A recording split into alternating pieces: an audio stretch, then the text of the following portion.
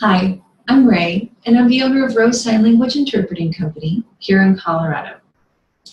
First of all, I'm not a lawyer. I'm the owner of an interpreting agency, so I've got a pretty good idea of how the ADA, the Americans with Disabilities Act of 1990, how that applies to a variety of settings and situations. If you have specific legal questions, I strongly encourage you to get in touch with your organization's legal counsel. Okay? Today's video covers the big question: is it okay to ask for a volunteer interpreter? Like many of our other videos, this is based on a frequent request that is burdened with misunderstanding. So hopefully by the end of this video, you will be a much more savvy, confident consumer of interpreting services, and you'll be able to answer the question for yourself. Should I be asking for a volunteer, or should I be assuming that this service does need to be paid for? So first of all, we're glad that you're asking for an interpreter. It means that you already understand the ADA and how it applies to what you are doing, whether it is a medical appointment, a fun run, a community meeting, what have you. You already get it. So I and the other interpreters of the United States of America are really excited about that. It also means that on a basic human level, you understand access. Again, we're with you, and we love this about you, okay? Where we start to diverge is, or where we start at least asking questions, is why do you want a volunteer? I'm basing this on my experience with the calls that I take and the emails that I answer when people are asking for a volunteer interpreter. Often it is just a surprise. An office manager has never thought about interpreting services, but something has come up, an interpreter has been requested, a deaf person has appeared on the horizon, and they know they need to do something, and then they jump to the conclusion or the assumption that we are independently wealthy do-gooders who do not need to be paid for what we do. That would be great. I personally fantasize about a Bruce Wayne situation where I have trained and trained and trained, as I have, to undertake a very difficult profession, which I have, and that money is no issue, that I can just go do the right thing without worrying about making any of my bills on time. Again, it's a fantasy. It's mine. You have yours. This is not the case, though. Please don't assume that interpreters are volunteers. By and large, we all work for our income. Most of us are equal, if not primary breadwinners in our families. We need our income just like you need yours.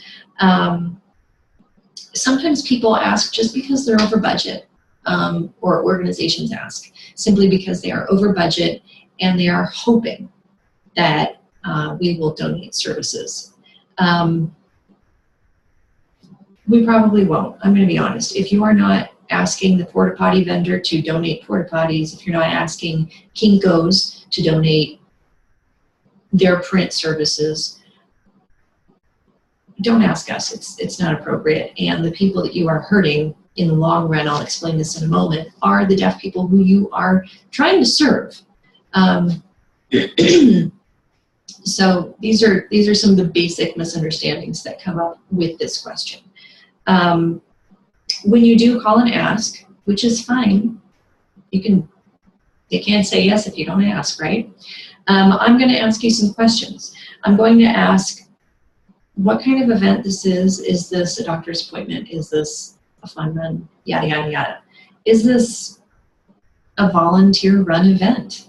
If you're calling from a medical office and you are being paid for your time, your anesthetist is being paid for their time, your dental hygienist is being paid for their time, your interpreter needs to be paid for their time, okay? That's a good test, is just to kind of look around at your organization, or, I mean, we do donate volunteer services. If you're looking around at your family reunion event staff, which is you and your cousins and your aunties and uncles, and you look around and say, nobody's being paid, go ahead and ask. We will do everything we can to help you find a volunteer interpreter. But if you're looking around your office or your volunteer meeting or your conference committee planning or conference planning committee meeting, and you guys are being paid, you need to be ready for the hard questions that come from the interpreting agency, okay? Another question that comes up, and hey, again, I like the creative thinking. People can't say yes if you don't ask, but when you ask me if I know a student who can interpret for free, I'm gonna tell you no. Students can't interpret. They are not interpreters yet. If you wouldn't ask a dental student to perform a root canal outside of the educational environment where they have resources and support and backup, where there is an actual dentist standing by to step in should they hurt you or almost hurt you, don't ask for a student volunteer to do the same thing. If you wouldn't ask a cosmetology student to come and do a cut and color outside of their educational environment where they have a licensed professional stylist there standing by to fix mistakes, prevent catastrophe, and keep you from getting hurt, don't ask the interpreter to do it. Don't ask an interpreting student to do it. Students of interpreting are just that. They are students. They are still developing ASL fluency. They are still learning the art and science of interpreting. They should not be interpreting out in the world without a lot of support. For me, students are great at manning tables where conversational ASL is necessary. They're great at usher duties at events where conversational ASL is necessary. They're great at manning registration tables. They are not great at interpreting. That's why they're called students and not interpreters. Really, just don't ask students. They are still developing the discretion necessary to accept and decline jobs based on skill, certification, preference, yada, yada, yada, yada, yada. Don't ask. In the end, even if you do get a student to agree to do this, you are hurting the deaf people who you are trying to serve, okay? Just don't ask. They're really not there yet. They won't be there in most cases until a couple of years after graduation. Interpreting is a pretty tough gig. My last point to share with you is that interpreters do donate services. All of us, have our own rubric for deciding how much time to donate, either weekly, monthly, yearly. Everybody does their own math. But we do work pro bono. We work for organizations that literally have no budget.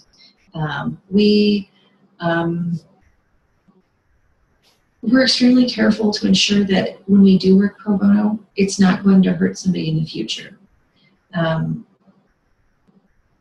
We have to take a very long view of this kind of decision. We have to think about, well, gosh, this is a doctor's appointment. They should be paying for services, but they really need an interpreter today and they just don't seem to get it. Okay, I'll go. Well, what happens if I go? That doctor's office is going to now depend on volunteer services. Maybe this appointment gets covered. What about the next appointment? When the interpreter who has already begrudgingly donated her services or his services, when they actually need to make their mortgage, make their car payment, and get paid for what they do by a company that can and should legally be paying for services, when they can't afford to donate, what happens to the next appointment? What happens to the follow-up appointment? When no interpreter is willing to donate because they shouldn't be donating, that deaf person is left without an interpreter. This all could have been cleared up at the first appointment. I personally donate 10 to 15 hours a month to various organizations. Some people save it all up and they do a big blowout for a nonprofit organization that does a summer camp. Maybe they do one community volunteer-based meeting every month. These are the kind of things that we happily donate our services to. When I first started donating my services, once it was appropriate for me as a new interpreter, one of the things that I did was donate my services to a very small, very niche religious organization. They didn't even have a building. They were borrowing space in coffee shops and church basements, to which they did not belong. This was a very low budget organization. They had deaf congregants, and I donated my services there. Pardon the office cat. He's always got a lot to say. Sorry. These are the kinds of things that we donate our services to completely appropriately. So hopefully now that you know a little bit more about